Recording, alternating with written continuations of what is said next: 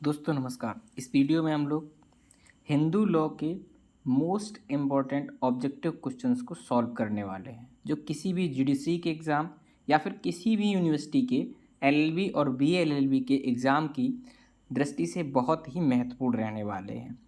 तो इसमें हम लोग चैप्टर वाइज क्वेश्चन को देखेंगे, एमसीक्यू क्वेश्चन को, और उनको सॉल्व करेंगे।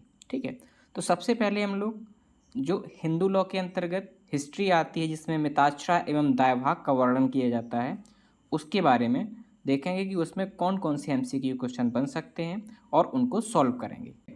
पहला प्रश्न है हमारा, जो 2 बार जन्म लेता है उसे कहा जाता है? ए द्विज, बी एकल, सी सहोदर या फिर डी एकोदर। इसका सही उत्तर है ए, उसको द्विज कहा जाता है। ठीक है, अगला प्रश्न है हमारा, हिंदू विधि के स्रोत को कितने भागों में विभाजित किया गया है?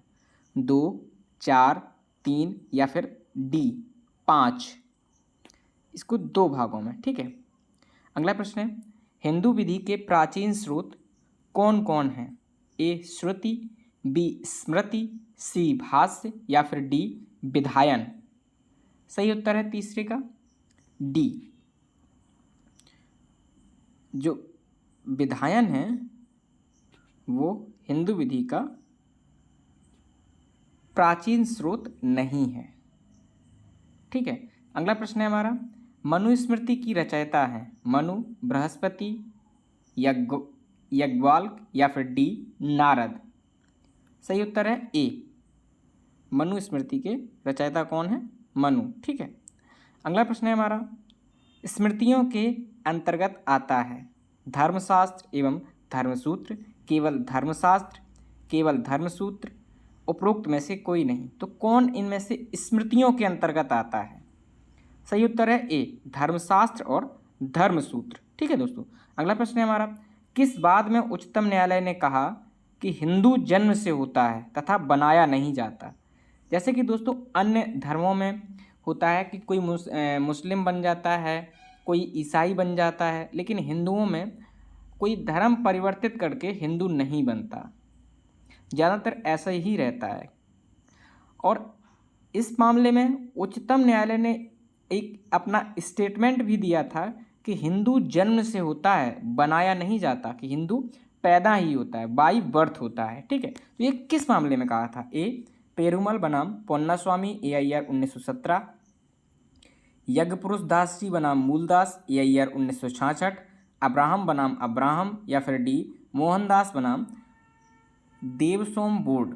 तो किस मामले में कहा था? सही उत्तर है इसका सी, अब्राहम बनाम अब्राहम के मामले में कहा था। ठीक है, अगला प्रश्न है हमारा, निम्न में से कौन हिंदू है जो धर्म से बौद्ध है, बी जो बौद्ध से धर्म से जैन है, या फिर सी जो धर्म से सिख है, या फिर डी उपरोक्त सभी।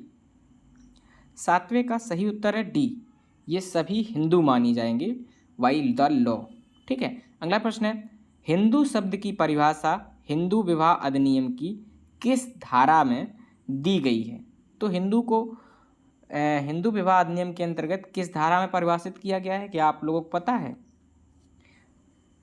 इसको परिभाषित किया गया है धारा 2 में। ठीक है, अगला प्रश्न है, हिंदू विधि को कितने भागों में बांटा गया है? ए दाय भाग, बी मिताक्षरा, सी उक्त दोनों या फिर डी उक्त में से कोई नहीं।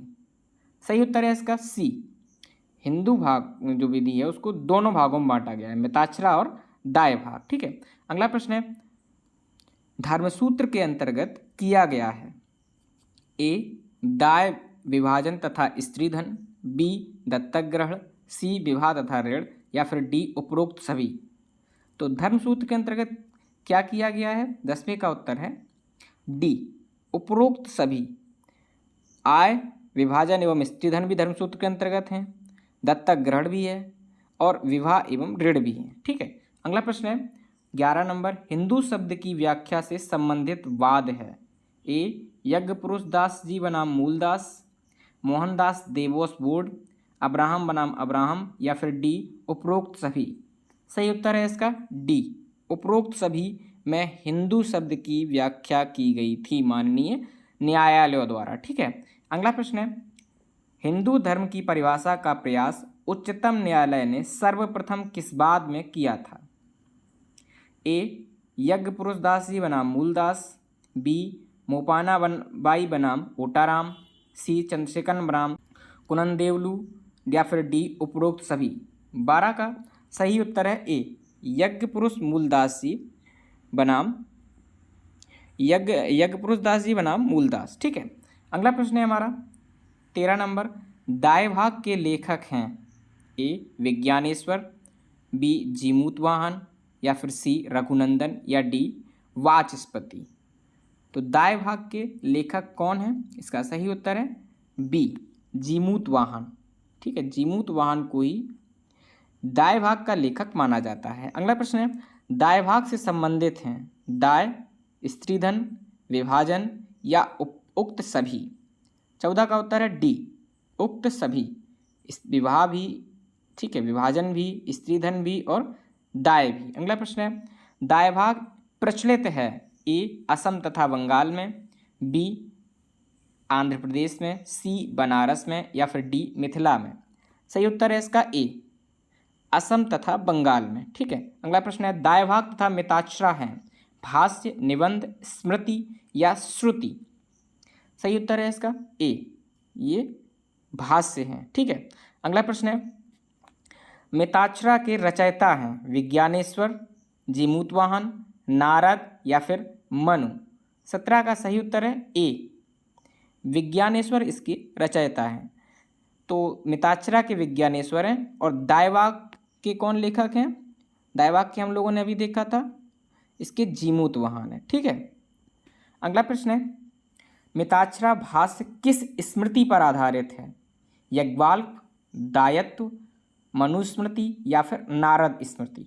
सही उत्तर है ए याज्ञवल्क्य स्मृति पर आधारित है मिताक्षरा। ठीक है, अगला प्रश्न है मिताक्षरा प्रचलित है बंगाल में, असम में, बंगाल को छोड़कर शेष भारत में, या फिर डी उपरोक्त में से कोई नहीं।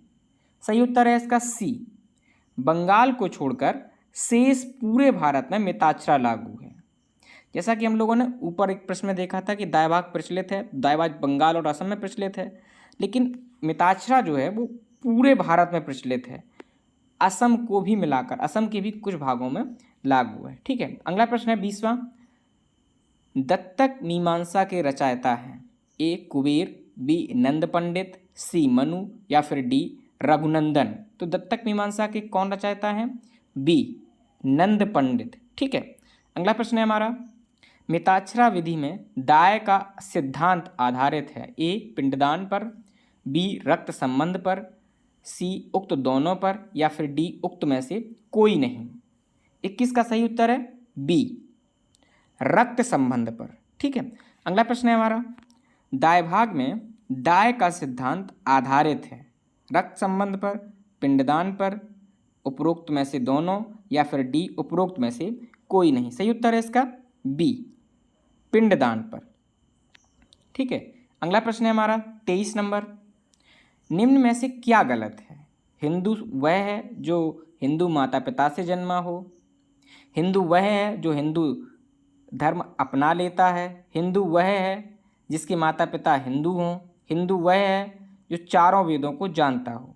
सही उत्तर है इसका डी ये गलत है भाई। जिसको अगर चारों वेद नहीं आते हैं तब भी वो हिंदू ही होता है। हिंदू होने के लिए ये कोई अनिवार्य शर्त नहीं है कि आपको चारों वेदों का ज्ञान होना चाहिए।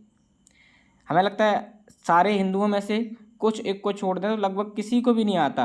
आप उंगलियों पर गिन सकते हैं इतने हिंदू होंगे जिन्हें चारों वेदों का ज्ञान होगा। हमें तो लगता है वर्तमान परिस्थितियों में तो किसी को नहीं होगा। अगला प्रश्न है कि विज्ञानेश्वर संबंधित हैं दायभाग से, स्मृति से, सी श्रुति से, या फिर डी मिताक्षरा से। तो अभी हम लोगों ने देखा था कि दायभाग किससे संबंधित हैं? मिताक्षरा से। इसका डी सही है। ठीक है, मिताक्षरा से। जैसा कि अभी हम लोगों ने क्वेश्चन नंबर 17 देखा था।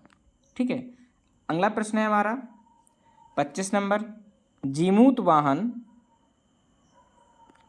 संबंधित हैं वेद, दायभाग, स्मृति या फिर मिताक्षरा। सही उत्तर है इसका बी दायभाग। घुमा घुमा के दोस्तों वही प्रश्न पूछे जा रहे हैं। अगला प्रश्न है हमारा 26 नंबर, जो अब हिंदू विवाह अधिनियम 1955 का है। अभी तक हम लोगों ने जो है मिताक्षरा एवं दायभाग को पढ़ा था, ठीक है। अब हम लोग हिंदू विवाह के अंतर्गत 26वां प्रश्न पढ़ने जा रहे हैं, ठीक है। हिंदू विवाह के अंतर्गत हमारा पहला प्रश्न है, निम्नलिखित में से कौन सिद्धांत विवाह विच्छेद से संबंधित है, नहीं है, सॉरी, ठीक है। निम्नलिखित में से कौन सा सिद्धांत जो है वो विवाह विच्छेद से संबंधित नहीं है? ए दोस्ता का सिद्धांत, बी विवाह भंग का सिद्धांत, सी पूर्व संबंधों का सिद्धांत, या फिर डी विफलता का सिद्धांत। तो इनमें से कौन सा सिद्धांत है जो विवाह विच्छेद से संबंधित नहीं है? 26 का सही उत्तर है सी, जो पूर्व संबंधों का सिद्धांत है वो विवाह विच्छेद से संबंधित नहीं है। बाकी दोस्ता का सिद्धांत, विवाह भंग का सिद्धांत, विफलता का सिद्धांत, ये सभी विवाह विच्छेद से संबंधित सिद्धांत हैं। अगला प्रश्न है 27 नंबर, विवाह वर के द्वारा कन्या को स्त्री के रूप में ग्रहण करने की स्वीकृति है, यह कथन किसका है? ए मनु का, वी रघुनंदन का, सी नारद का, या फिर डी विज्ञानेश्वर का। सही उत्तर है इसका बी, ये कथन है रघुनंदन का, ठीक है। अगला प्रश्न है, प्राचीन हिंदू विधि में मान्य विवाह था, ए असुर, बी गंधर्व, सी प्रजापति, या फिर डी राक्षस। तो प्राचीन हिंदू विधि में कौन सा विवाह मान्य था?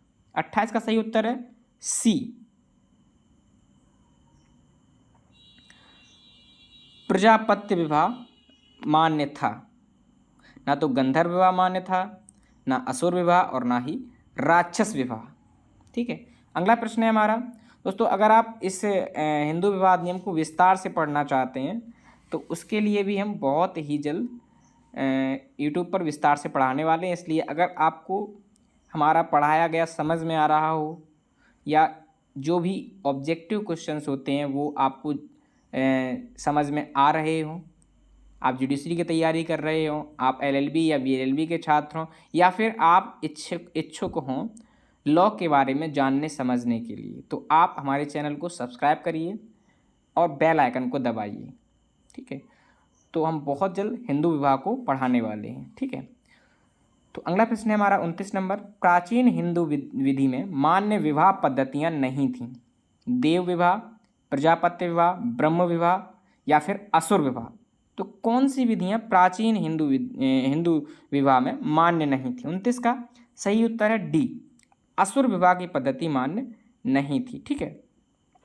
अगला प्रश्न है 30 नंबर, प्राचीन हिंदू विधि के अंतर्गत कुल कितने प्रकार की विवाह पद्धतियां मान्य थीं? 4 विवाह, 5, 8, या फिर 7। सही उत्तर है ए, 4 वैवाहिक पद्धतियां प्राचीन हिंदू विवाह के अंतर्गत मान्य थीं, ठीक है।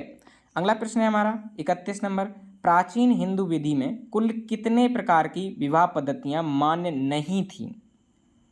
ए 4, बी 3, सी 2, या फिर डी 5। 31 का सही उत्तर है डी, 5 प्रकार की विवाह पद्धतियां उस समय मान्य नहीं थीं। कितनी?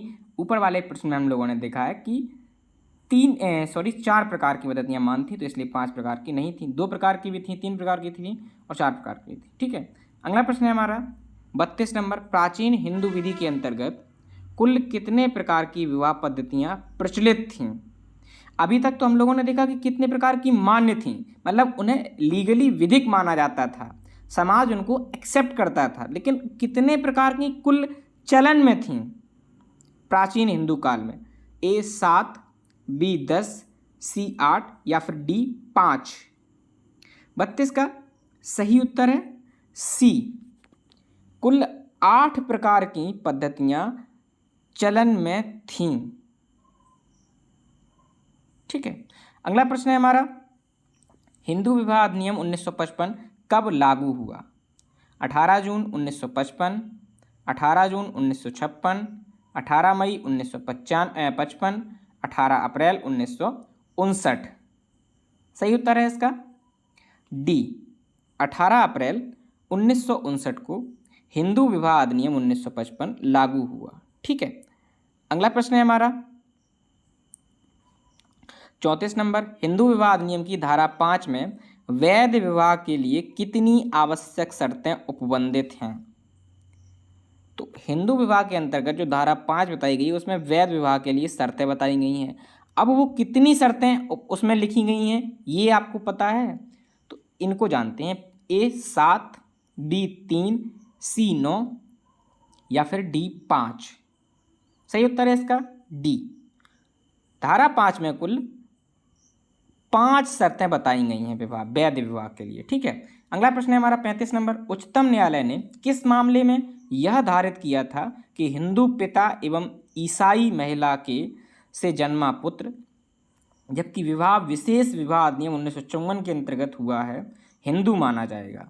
ए चंद्रशेखर बनाम कुरुंदेवल, बी वो मोपाना बाई बनाम कोटाराम, सी ज्वाला बनाम धर्म, D commissioner of sale tax बनाम श्रीधरन।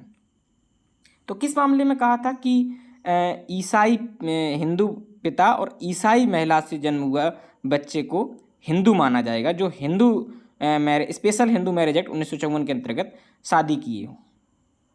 35 का सही उत्तर है D, commissioner of sale tax बनाम आर श्रीधरन। ठीक है, अगला प्रश्न है हमारा 36 नंबर। निम्न में से कौन सा तत्व हिंदू विवाह के संविदा प्रवृत्ति को नकारता है? जैसे कि हम लोग मुस्लिम लॉ में देखते हैं कि वहाँ विवाह को एक संविदा माना जाता है, लेकिन हिंदू धर्म के अंतर्गत वो कौन सा एक तत्व है जो कहता है कि हिंदू विवाह में विवाह एक संविदा नहीं है? ठीक है, ए सप्तपदी, बी पारस्परिक तलाक, सी विवाह विच्छेद या फिर डी व्यक्ति पृथक्करण। 36 का सही उत्तर है ए, हिंदू विवाह के अंतर्गत जो सप्तपदी की जाती है वो नका कहती है कि हिंदू विवाह एक जो है कॉन्ट्रैक्ट नहीं है। ठीक है, अगला प्रश्न है हमारा 37 नंबर। हिंदू विवाह अधिनियम 1955 की धारा 7 संबंधित है? ए सप्तपदी, बी विवाह विच्छेद, सी न्यायिक पृथक्करण या फिर डी शून्य। तो धारा 7 किससे संबंधित है? सही उत्तर है इसका ए, सप्तपदी से। ठीक है, जो 7 फेरे लिए जाते हैं विवाह के समय। अगला प्रश्न है 38 नंबर।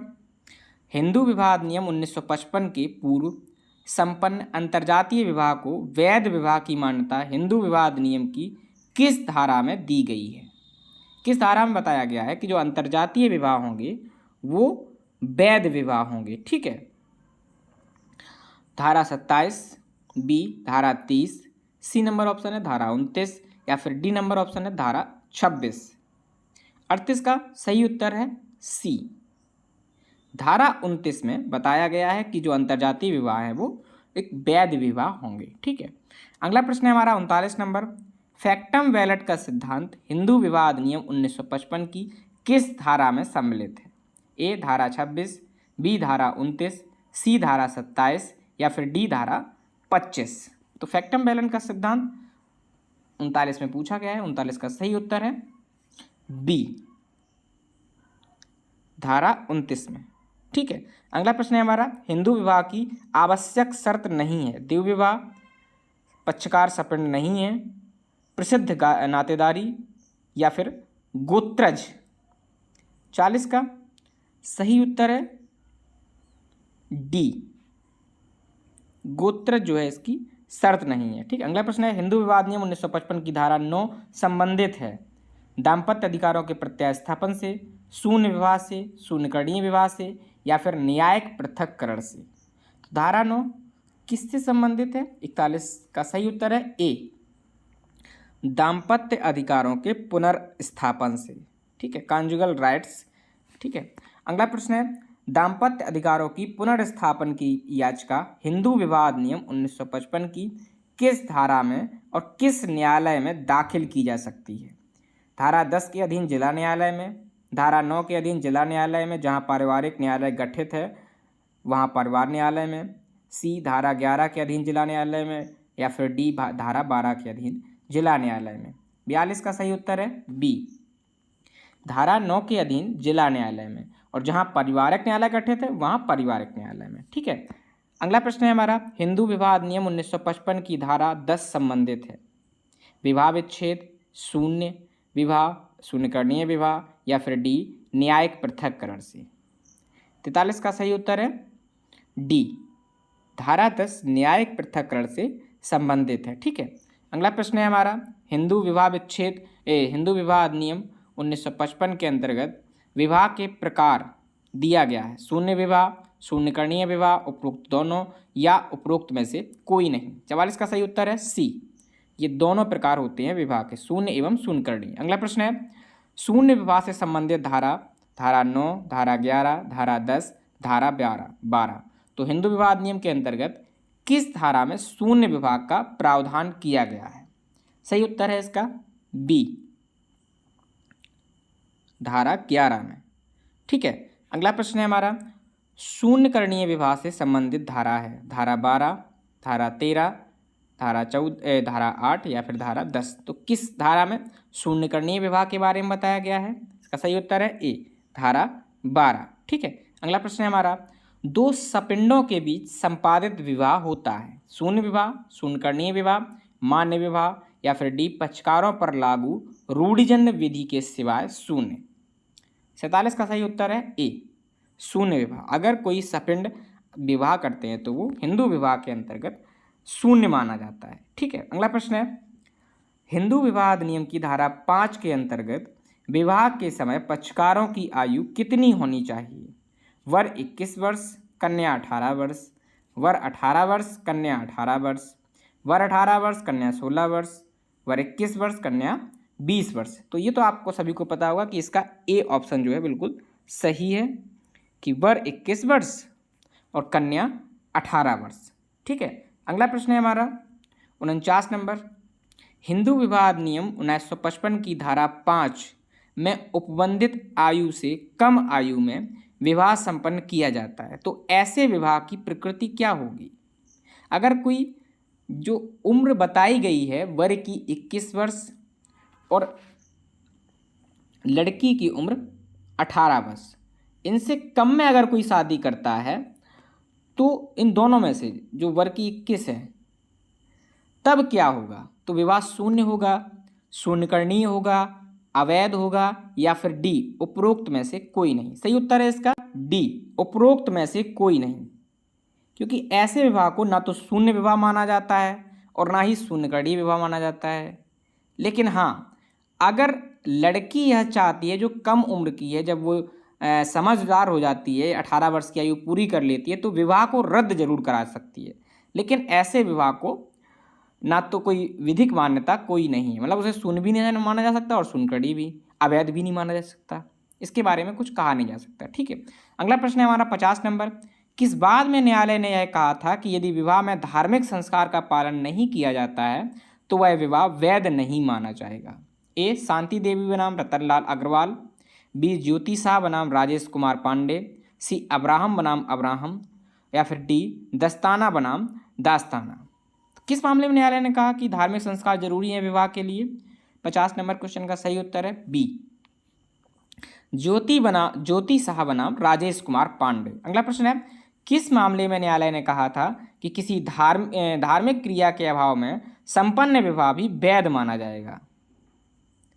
दस्ताना बनाम दास्ताना, अब्राहम बनाम अब्राहम, शांति देवी बनाम रतनलाल अग्रवाल, ज्योति शाह बनाम राजेश कुमार पांडे। 51 का सही उत्तर है सी, शांति देवी बनाम रतनलाल अग्रवाल का केस। तो ऊपर वाले मामले में कहा था कि ज्योति शाह बनाम राजेश कुमार के में कि विवाह में अगर धार्मिक संस्कार नहीं हुए हैं तो विवाह वैध नहीं माना जाएगा। लेकिन नीचे अगले मामले में शांतिलाल बनाम रतनलाल में कहा गया था माननीय न्यायालय के द्वारा कि अगर बिना किसी धार्मिक क्रिया किया गया तब भी विवाह वैध माना जाएगा। ठीक है, अगला प्रश्न है हमारा न्यायिक पृथक्करण तथा विवाह विच्छेद के आधार एक समान हो गए हैं। विवाह विधि अधिनियम 1970 के द्वारा, विवाह विधि संशोधन अधिनियम 1976 के द्वारा, विवाह विधि अधिनियम 1955 के द्वारा, या फिर डी उपरोक्त में से कोई नहीं। 52 नंबर क्वेश्चन का सही उत्तर है बी, विवाह विधि संशोधन अधिनियम 1976 के द्वारा। अगला प्रश्न है हमारा 53 नंबर हिंदू विवाह अधिनियम की धारा 13 संबंधित है विवाह विच्छेद से, न्यायिक पृथक्करण से, सी दाम्पत्य अधिकारों के पुनर्स्थापन से, या फिर डी सप्तपदी से। तो किससे संबंधित है हिंदू विवाह विच्छेद अधिनियम की धारा 13? सही उत्तर है इसका विवाह विच्छेद से। ये बहुत इंपॉर्टेंट क्वेश्चन है, ठीक है, और ये धारा बहुत इंपॉर्टेंट है हिंदू विवाह अधिनियम के अंतर्गत। 53 का सही उत्तर है ए, हिंदू विवाह विच्छेद, ठीक है। अगला प्रश्न है हमारा चंगन, हिंदू विवाह अधिनियम की धारा 13 के अंतर्गत पत्नी को विवाह विच्छेद की डिक्री प्राप्त करने के लिए कुल कितने अतिरिक्त आधार दिए गए हैं, ठीक है। सबसे पहले हिंदू विवाह अधिनियम की धारा 13 में पत्नी और पति दोनों को जो है आधार दिए गए हैं विवाह विच्छेद कराने के लिए, लेकिन पत्नी को कुछ एक्स्ट्रा अधिकार दिए गए हैं। तो क्या आपको उनके बारे में पता है? तो उन्हीं के बारे में पूछा है कि ए 4, बी 5, सी 8 या फिर डी 3। चंगन का सही उत्तर है ए, पत्नी को कुल 4 एक्स्ट्रा डिक्री विवाह विच्छेद की डिक्री प्राप्त करने के लिए अतिरिक्त आधार दिए गए हैं, ठीक है। अगला प्रश्न है हमारा 55, न्यायिक पृथक्करण का प्रभाव क्या होता है? पति पत्नी पृथक पृथक रहने के लिए स्वतंत्र हैं, बी पक्षकारों को आपस में सहवास करने का अधिकार समाप्त है, सी निर्वाह धन प्राप्त करने का अधिकार है, या फिर डी उपरोक्त सभी। 55 का सही उत्तर है डी, उपरोक्त सभी। अगला प्रश्न है, यदि न्यायिक पृथक्करण की डिक्री पारित होने के 1 वर्ष तक सहवास नहीं होता है तो आधार उत्पन्न हो जाएगा। तलाक, न्यायिक पृथक्करण, दाम्पत्य अधिकारों का पुनर्स्थापन, या फिर डी उपरोक्त में से कोई नहीं। सही उत्तर है ए, तलाक का, ठीक है। अगर न्यायिक पृथक्करण की डिक्री पारित हुई है और 1 साल तक बिना सहवास के साथ रहे हैं तो फिर उन्हें तलाक दे दिया जाता है, ठीक है। अगला प्रश्न है हमारा 67 नंबर, 2 हिजड़ों के बीच किया गया विवाह होता है शून्य विवाह, शून्यकर्णीय विवाह, अवैध विवाह या वैध विवाह। 57 का सही उत्तर है बी, शून्यकर्णीय विवाह, ठीक है। वो अगर चाहें तो उस विवाह को शून्य घोषित करा सकते हैं।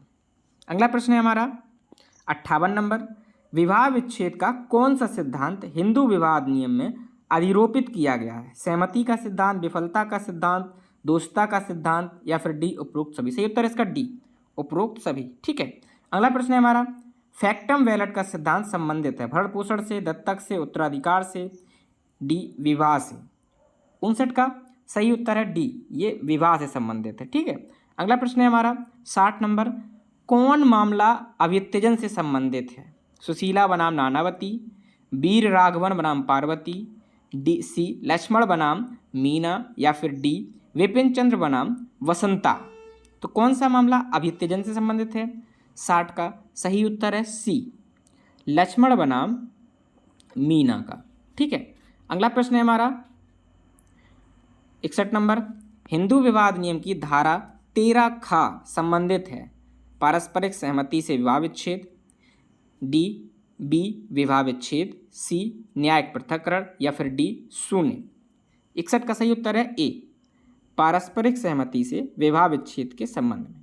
अगला प्रश्न है हमारा, कोई भी गुलाब कांटों के बिना नहीं है परंतु अपने हाथ में जो है उसमें यदि सभी कांटे ही हैं और गुलाब नहीं तो उसे फेंकना ही उचित है। इस कथन का संबंध है न्यायिक पृथक्करण से, पारस्परिक सहमति पर विवाह विच्छेद, सी तलाक, या फिर डी दाम्पत्य अधिकारों का पुनर्स्थापन। 62 का सही उत्तर है सी, तलाक से। इसमें कहा गया है कि अगर कोई भी गुलाब कांटों के बिना नहीं है, इसमें कहा गया कि अगर पति और पत्नी के बीच में कोई झगड़ा होते हैं तो इसका मतलब ये नहीं है कि उन्हें तलाक ले लेना चाहिए, लेकिन आपके हाथ में सारे कांटे ही हैं, उसमें गुलाब है ही नहीं, मतलब आप किसी भी हालत में अपनी पत्नी के साथ रह ही नहीं सकते, तो ये इस कथन का साफ साफ मतलब है तलाक से, ठीक है। अगला प्रश्न है 63 नंबर, सामान्यतः विवाह विच्छेद की कोई अर्जी विवाह उत्पन्न होने के कितने दिन के भीतर नहीं ली जा सकती? 2 वर्ष, 3 वर्ष, 1 वर्ष, या फिर 6 माह। 63 का सही उत्तर है सी, 1 वर्ष के अंतर्गत विवाह के आप तलाक नहीं ले सकते, ठीक है। अगला प्रश्न है, यदि कोई हिंदू विवाह अधिनियम की धारा 5 के खंड 3 के उल्लंघन में अपना विवाह संपन्न करवाता है तो वह दंडित किया जाएगा 15 दिन के सादे कारावास एवं 1000 रुपये जुर्माने से, या दोनों, 30 दिन के सादे कारावास या 1,000 रुपये जुर्माने से, 30 दिन के सादे कारावास या 500 रुपये जुर्माने, 15 दिन के सादे कारावास एवं 500 रुपये जुर्माने। तो जो कोई भी हिंदू अधिनियम की धारा 5 के खंड 3 का उल्लंघन करता है तो उसे कितना दंड दिया जाएगा? का सही उत्तर है ए, 15 दिन के सादे कारावास और 1,000 का जुर्माना या फिर दोनों। अगला प्रश्न है 65 नंबर, यदि कोई हिंदू अपना विवाह हिंदू विवाह अधिनियम की धारा 5 के खंड 4 एवं 5 के उल्लंघन में करता है तो वह दंडित किया जाएगा 2 मास तक के कारावास या जुर्माने से, 3 मास तक के कारावास या 1,000 रुपये जुर्माने से, 3 दिन के सादे कारावास या 1,000 रुपये जुर्माने से, या उपरोक्त में से कोई नहीं। 65 का सही उत्तर है सी, 30 दिन के सादे कारावास और 1,000 रुपये जुर्माना या दोनों से। अगला प्रश्न है हिंदू विवाह अधिनियम की धारा 23 संबंधित है ए, दस्तावेजी साक्ष्य, बी, अर्जी देने, सी, बादकालीन भरण पोषण, या फिर डी, कार्यवाहियों में डिक्री। धारा 66 किससे संबंधित है? सही उत्तर है इसका डी, कार्यवाहियों में डिक्री से। अगला प्रश्न है हमारा 67 नंबर, बाद लंबित रहते भरण पोषण से संबंधित उपबंध किस धारा में किया गया है? धारा 25, धारा 24, धारा 26 या धारा 23? 67 का सही उत्तर है बी, धारा 24 में। ठीक है। अगला प्रश्न है हमारा हिंदू विवाह अधिनियम 1955 में कुल धाराएं हैं, तो क्या आपको पता है? अगर पता है तो कमेंट करके बताइए, नहीं तो हम तो बता ही रहे हैं। 30 धाराएं हैं, 31 धाराएं हैं, 25 धाराएं हैं या फिर 32 धाराएं हैं? तो हिंदू विवाह अधिनियम 1955 में कुल 30 धाराएं हैं। ठीक है, ये हमारा ए नंबर सही है। अगला प्रश्न है हमारा हिंदू दत्तक ग्रहण एवं भरण पोषण अधिनियम 1956 के एमसीक्यू स्टार्ट होते हैं। ठीक है, Hindu adoption and maintenance act 1956। तो पिछले वीडियो में हम लोगों ने हिंदू जो मैरिज एक्ट है उसके एमसीक्यू देखे। तो इसमें हमारा 69 नंबर प्रश्न है भारत में दत्तक एवं भरण पोषण से संबंधित विधि प्रवर्तनीय है? ए, हिंदू दत्तक एवं भरण पोषण अधिनियम 1956, हिंदू दत्तक अधिनियम 1955, प्राचीन हिंदू विधि, या फिर डी, उपरोक्त में से कोई नहीं। 69 का सही उत्तर है ए, हिंदू दत्तक एवं भरण पोषण अधिनियम। दोस्तों आपने इसे देखकर बता दिया होगा, लेकिन क्या आपको पता था पहले? अगर पता था तो कमेंट करके बताइए, और नहीं पता था तो आपने जरूर इसको देख कर बताया होगा। ठीक है। अगला प्रश्न है हमारा 70, यदि कोई हिंदू अधिनियम की प्रावधानों के विपरीत दत्तक लेता है तो वह दत्तक होगा अवैध, वैध, शून्य या फिर शून्यकरणीय? 70 का सही उत्तर है सी, वह शून्य दत्तक होगा। ठीक है। अगला प्रश्न है हमारा हिंदू दत्तक एवं भरण पोषण अधिनियम 1956 की धारा 11 संबंधित है दत्तक लेने के सामर्थ्य से, विधिमान्य दत्तक की शर्तों से, भरण पोषण से, या दत्तक पंजीकरण से? तो धारा 11 हिंदू दत्तक एवं भरण पोषण अधिनियम की धारा 11 संबंधित है किससे? सही उत्तर है इसका 71 का बी, ये संबंधित है विधिमान दत्तक की शर्तों से कि उनकी क्या शर्तें होंगी विधिमान दत्तक लेने की। अगला प्रश्न है 72 नंबर, वही हिंदू पुरुष किसी अपत्य को दत्तक ले सकता है जो स्वस्थित हो, वयस्क हो, विधि के उपबंधों के अनुसार दत्तक लिया हो, या उपरोक्त सभी? 72 का सही उत्तर है डी, उपरोक्त सभी। स्वस्थ भी उचित हो, वयस्क भी हो, विधि के उपबंधों के अनुसार दत्तक लिया हो। ठीक है। अगला प्रश्न है हमारा 73 नंबर कि यदि किसी पुरुष की पत्नी जीवित हो तो दत्तक लेते समय पत्नी की सम्मति लिया जाना आवश्यक है?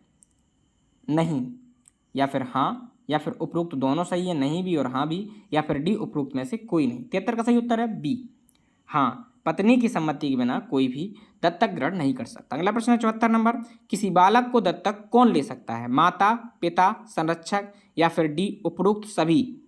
74 का सही उत्तर है डी, ये सभी दत्तक ग्रहण ले सकते हैं। ठीक है। अगला प्रश्न है क्या किसी अपत्य का संरक्षक उस अपत्य को स्वयं दत्तक ले सकता है? ए, हाँ, बी, नहीं, सी, कुछ शर्तों के अधीन, या फिर डी, न्यायालय की अनुमति से?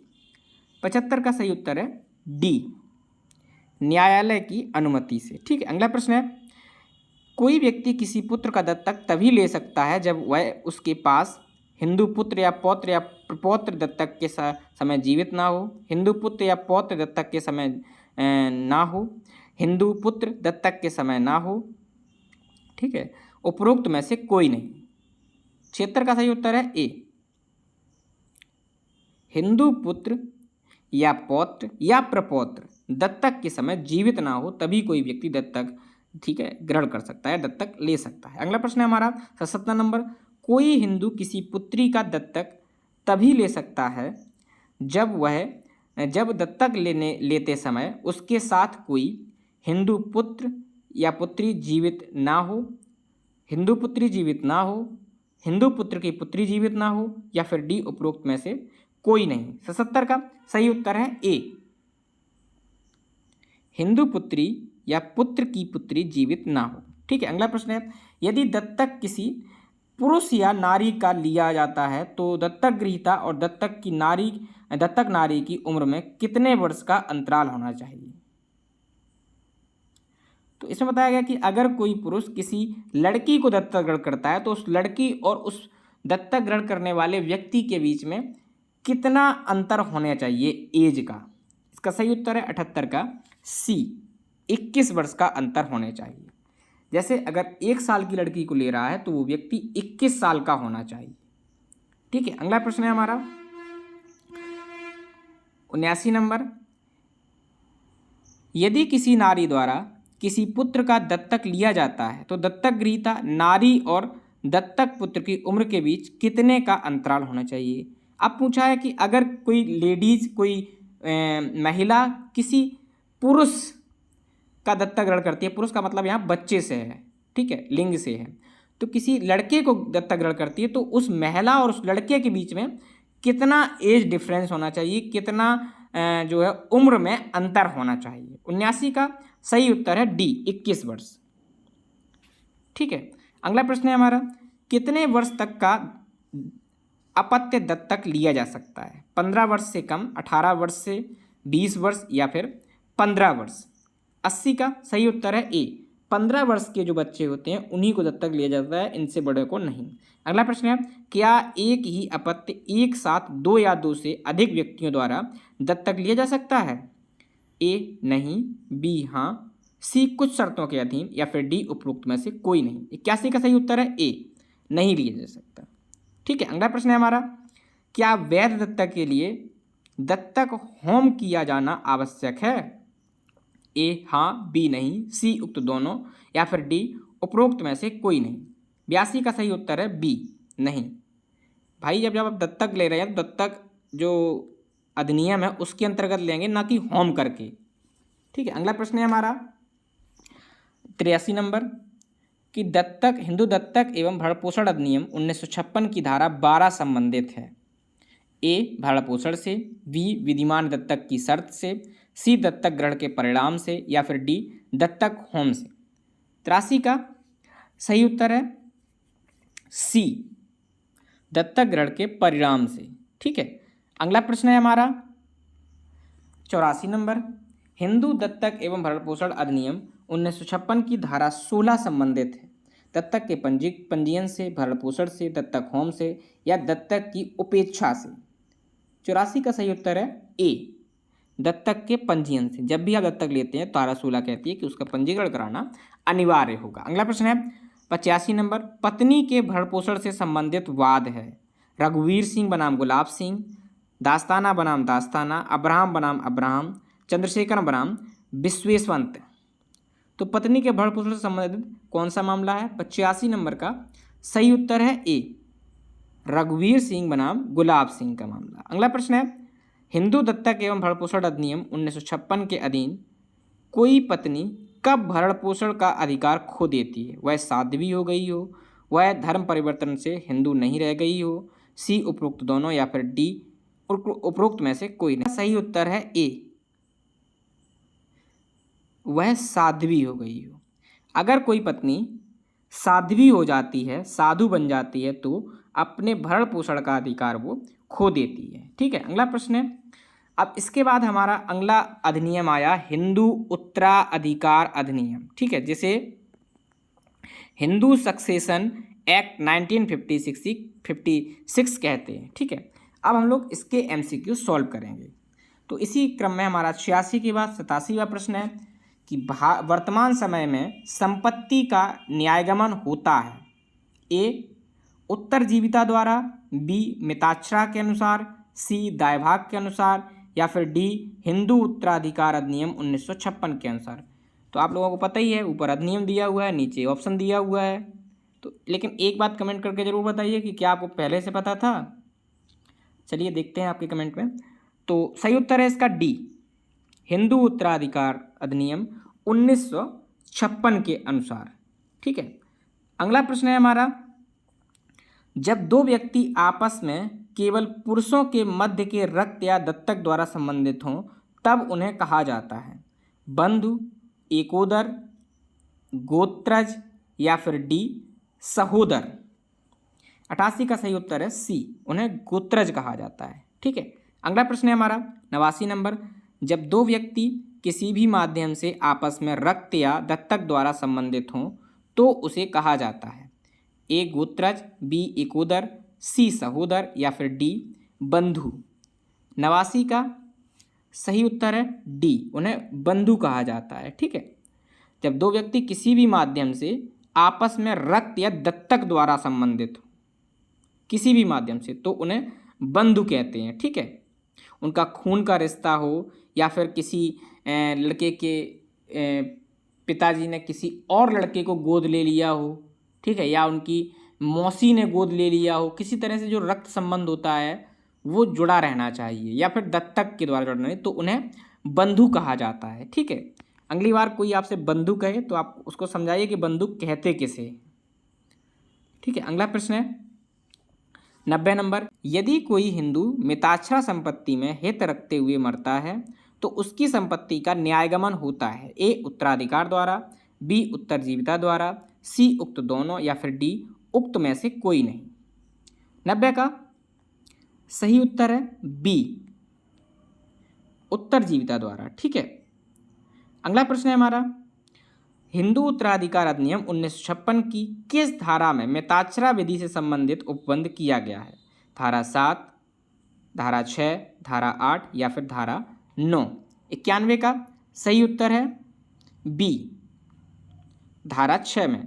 अगला प्रश्न है हमारा, हिंदू उत्तराधिकार 1956 लागू नहीं होता है ए ऐसे व्यक्तियों की संपत्ति पर जिनके विवाह पर विशेष विवाह अधिनियम लागू हुआ, बी मिताक्षरा सहायक की संपत्ति पर, सी उपरोक्त दोनों पर, या फिर डी उपरोक्त में से कोई नहीं। तो हिंदू उत्तराधिकार 1956 किस पर लागू नहीं होता है? 92 का सही उत्तर है सी, उपरोक्त दोनों पर। अगला प्रश्न है हमारा 93 नंबर, हिंदू उत्तराधिकार अधिनियम 1956 की धारा 8 में उत्तराधिकारियों को वर्गों में विभाजित किया गया है ए सपिंड, बंधु, प्रथम वर्ग एवं द्वितीय वर्ग के उत्तराधिकारी, बी बंधु सपिंड अनुसूची के प्रथम वर्ग एवं द्वितीय वर्ग के उत्तराधिकारी, सी अनुसूची के प्रथम वर्ग के उत्तराधिकारी एवं द्वितीय वर्ग की उत्तराधिकारी बंधु एवं गोत्रज, या फिर डी अनुसूची के प्रथम वर्ग के उत्तराधिकारी, अनुसूची के द्वितीय वर्ग के उत्तराधिकारी गोत्रज एवं बंधु। 93 का सही उत्तर है डी। ठीक है, अगला प्रश्न है हमारा 94 नंबर, हिंदू उत्तराधिकार अधिनियम की कौन सी धारा स्त्रियों के संबंध में सीमित दायित्व की अवधारणा को त्याग कर पूर्व स्वामित्व की अवधारणा कायम करती है? 94 का ए धारा 15, बी धारा 10, सी धारा 14, या फिर डी धारा 11।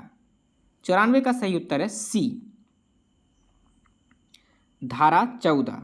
ठीक है, अगला प्रश्न है हमारा, यदि दो व्यक्तियों की मृत्यु ऐसी परिस्थिति में होती है जिसमें यह अभिनिश्चित किया जाना संभव नहीं है कि किसकी मृत्यु पहले हुई, तो उसके संबंध में उत्तराधिकार अधिनियम की धारा 21 में क्या उपधारणा की जा सकती है? ए कनिष्ठ ज्येष्ठ का उत्तराधिकारी रहा है, बी ज्येष्ठ कनिष्ठ का उत्तरजीवी रहा है, सी कोई निश्चित उपबंध नहीं है, या फिर डी दोनों की मृत्यु एक साथ हुई। 95 का सही उत्तर है ए, कनिष्ठ ज्येष्ठ का उत्तराधिकारी रहा है। यानी कि जो छोटा है वो बड़े व्यक्ति का उत्तराधिकारी होगा। ठीक है। अगला प्रश्न है, यदि कोई व्यक्ति किसी व्यक्ति की संपत्ति उत्तराधिकार में पाने के लिए उसकी हत्या कर देता है या उसकी हत्या का दुष्प्रयोग करता है तो क्या हिंदू उत्तराधिकार अधिनियम के अंतर्गत विरासत पाने के योग्य होगा। दोस्तों इसमें पूछा गया है कि अगर कोई व्यक्ति अपने ही भाई की या अपने ही ऐसे व्यक्ति की संपत्ति पाने के लिए जो उसे बाद में मिल जाते, जैसे पिता हो गया, भाई हो गया, या माँ हो गई, या कोई और हो गया, उसकी हत्या कर देता है, उसको मार देता है। ऐसे बहुत ही केस आते हैं, आपने फिल्मों में भी देखा होगा ऐसा। तो अब क्या, जब वो मार देगा और ये बात न्यायालय में साबित हो जाती है कि उसने मारा है, तो ऐसी परिस्थिति में क्या उसको वो संपत्ति मिल जाएगी? क्या वो उसका उत्तराधिकारी हो जाएगा? क्या वो विरासत का अधिकारी हो जाएगा? ए नहीं, बी हाँ, सी निश्चित नियम नहीं है, या फिर डी उक्त में से कोई नहीं। ये बहुत इंपॉर्टेंट क्वेश्चन है दोस्तों, हमेशा याद रखना।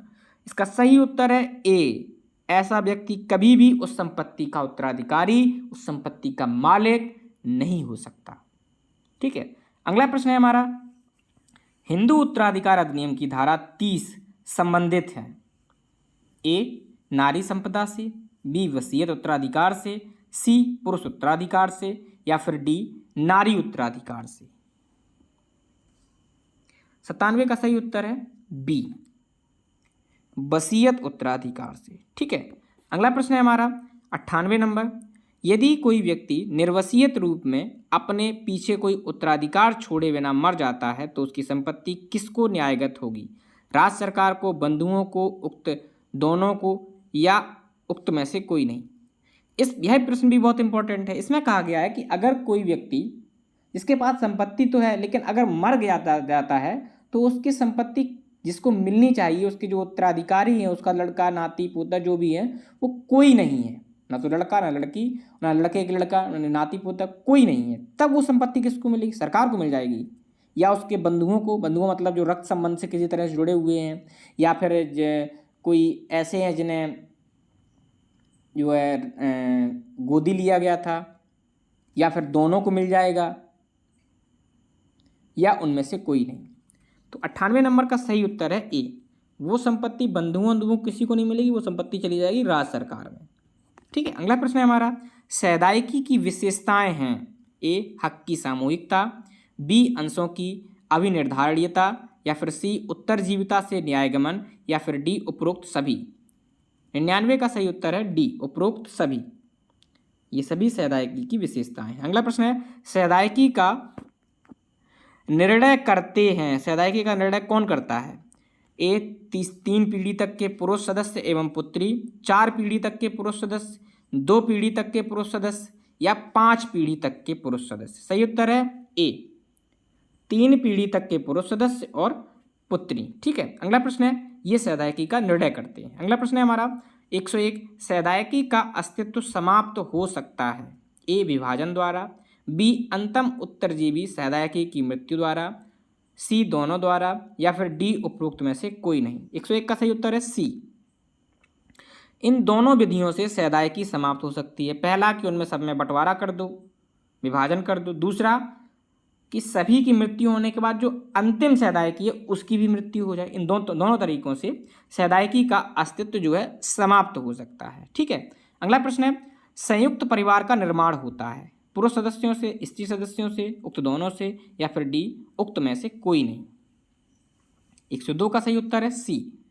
भाई जब आप संयुक्त परिवार का निर्माण करेंगे तो आपको पुरुष भी चाहिए और उसके लिए स्त्रियां भी चाहिए। ठीक है, ये दोनों चाहिए। अगला प्रश्न है हमारा 103, सैदाइकी संपत्ति से संबंधित वाद है ए भगवंत पी सुलाके बनाम दिगंबर गोपाल सुलाके, बी शेर सिंह बनाम Gantur Singh, C commissioner income tax बनाम पी चेट्टियार, या फिर डी उपरोक्त सभी। 103 का सही उत्तर है डी, ये सभी मामले सैदाइकी संपत्ति से संबंधित है। ठीक है। अगला प्रश्न है हमारा 104, एक हिंदू की सैदाइकी संपत्ति उत्तराधिकार से न्यायगत होती है, उत्तरजीविता से न्यायगत होती है, विभाजिता के साथ जाती है, या फिर ए और बी सत्य हैं। 104 का सही उत्तर है डी, ए और बी दोनों सही है। ठीक है। अगला प्रश्न है हमारा 105, हनुमान प्रसाद बनाम मुसम्मत बबुई का बाद संबंधित है। हिंदू संयुक्त परिवार के कर्ता की शक्ति एवं पूर्ववर्ती शर्त से, बी अव्यवहारिक ऋण से, सी विधवा की दत्तक करने की शक्ति से, या फिर डी नारी संपदा से। इसका सही उत्तर है ए, हिंदू संयुक्त परिवार के कर्ता की शक्ति एवं पूर्ववर्ती ऋण से संबंधित है, हनुमान प्रसाद बनाम मुसम्मत बबुई का बाद। ठीक है, अगला प्रश्न है हमारा 106, क्या मिताक्षरा विधि में पत्नी की सहदायकी हो सकती है? ए नहीं, बी हाँ, सी कुछ परिस्थितियों में हो सकती है, या फिर डी उपरोक्त में से कोई नहीं। 106 का सही उत्तर है ए नहीं। इसके बाद हम लोग अब एमसीक्यू क्वेश्चन सॉल्व करेंगे। हिंदू अवयस्कता एवं संरक्षण अधिनियम 1956, Hindu minority and guardianship act 1956। ठीक है, इसको सॉल्व करेंगे, इसके एमसीक्यू सॉल्व करेंगे। इसमें हमारा पहला प्रश्न है 107, हिंदू अवयस्कता एवं संरक्षकता अधिनियम 1956 किन व्यक्तियों पर लागू होता है? ए जो धर्मता हिंदू एवं बौद्ध हों, बी जो धर्मता जैन हो, सी जो धर्मता सिख हो, या फिर डी उपरोक्त सभी। 107 का सही उत्तर है डी, ये सभी, इन सभी व्यक्तियों पर, हिंदू मुस्लिम सिख, ठीक है, हिंदू जैन सिख, इन सब पर जो है हिंदू वयस्कता अवयस्कता एवं संरक्षता अधिनियम लागू होता है। मुस्लिम पर लागू नहीं होता है, ना ईसाई पर। ठीक है, अगला प्रश्न है हमारा 108, हिंदू अवयस्कता एवं संरक्षकता अधिनियम 1956 की धारा 6, ए नैसर्गिक संरक्षक से, बी संरक्षक से, सी वसीयत संरक्षक से, या फिर डी अप्राप्त वयिता से। 108 का सही उत्तर है ए, नैसर्गिक संरक्षक से संबंधित, नैसर्गिक संरक्षक से संबंधित है। ठीक है, अगला प्रश्न है हमारा, अगला प्रश्न है हमारा जो है 109, किसी अवयस्क लड़के या अविवाहित लड़की का नैसर्गिक संरक्षक होता है? पिता, माता, सी पिता और उसके पश्चात माता, या फिर डी उपरोक्त सभी सही है। 109 का सही उत्तर है सी, पिता और उसके पश्चात माता। ठीक है, अगला प्रश्न है हमारा, किसी अधर्मज लड़के या अधर्मज अविवाहित लड़की का नैसर्गिक संरक्षक होता है? माता पिता, या फिर सी उपरोक्त दोनों, या फिर डी माता और तत्पश्चात पिता। 110 का सही उत्तर है डी, माता तत्पश्चात पिता। अधर्मज का मतलब है दोस्तों कि ऐसी संतान जिन व्यक्तियों ने विधिता शादी नहीं की है, पुरुष और स्त्री ने, और उनको कोई संतान हो जाती है, तो ऐसी संतानों को अधर्मज संतान कहा जाता है। और ऐसी संतानों में जो विधिता शादी होती है उसके जस्ट उल्टे होता है। इसमें माता जो है वो नैसर्गिक संरक्षक होती है, और जब माता नहीं रहती है किसी कारणवश इस दुनिया में, तब पिता संरक्षक होता है। लेकिन धर्मज शादी में जो विदिता शादी होती है उसमें पिता संरक्षक होता है, और अगर पिता नहीं रहता है दुनिया में तब माता संरक्षक होती है। ठीक है, इसके बाद हमारा अगला प्रश्न है 111 नंबर, कि किसी विवाहित लड़की की नैसर्गिक संरक्षक होता है? पति, पिता, माता, ससुर।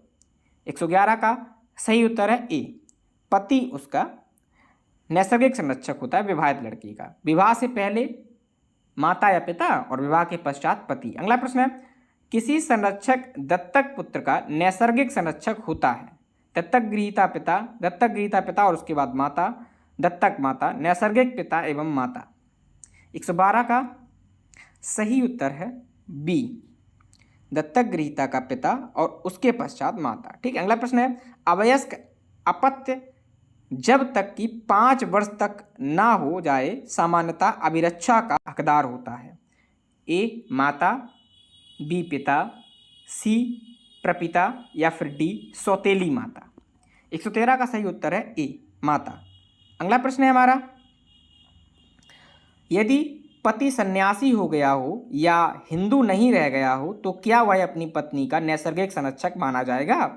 ए नहीं, बी हाँ, डी उपरोक्त दोनों सही है, या फिर सी उपरोक्त दोनों सही है, या फिर डी उपरोक्त में से कोई नहीं। अगर कोई पति सन्यासी हो जाता है या अपना धर्म ही छोड़ देता है तब भी क्या वो अपनी पत्नी का नैसर्गिक संरक्षक माना जाएगा?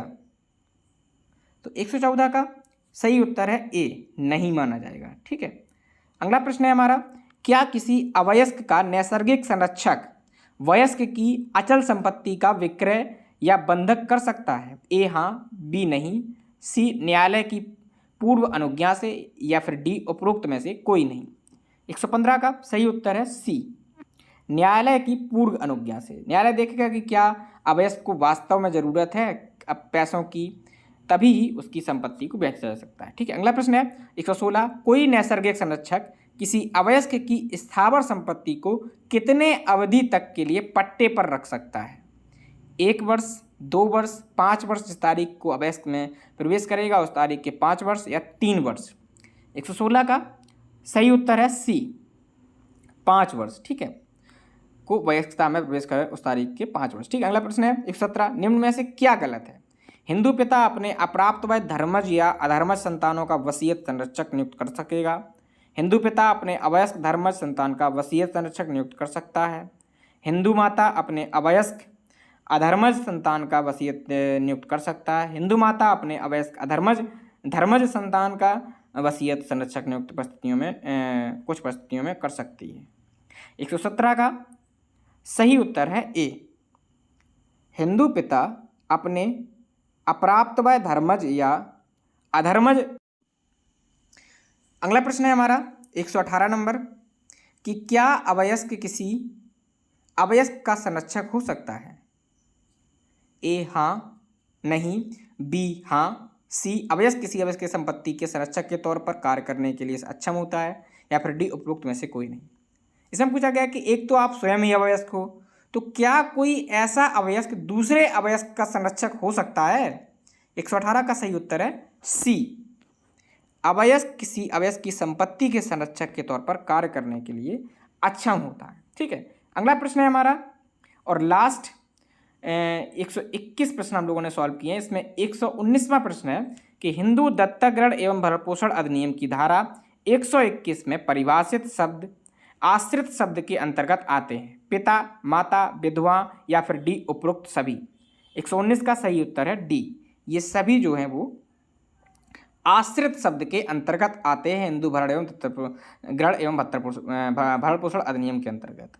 आपको इन सब का भरण पोषण करना होगा। ठीक है, अगला प्रश्न है 120, हिंदू दत्तक एवं भरण पोषण अधिनियम की धारा 19 संबंधित है? ए पत्नी के भरण पोषण से, बी पुत्रों के भरण पोषण से, सी विधवा पुत्रवधू की भरण पोषण से, या फिर डी अविवाहित स्त्रियों के भरण पोषण से।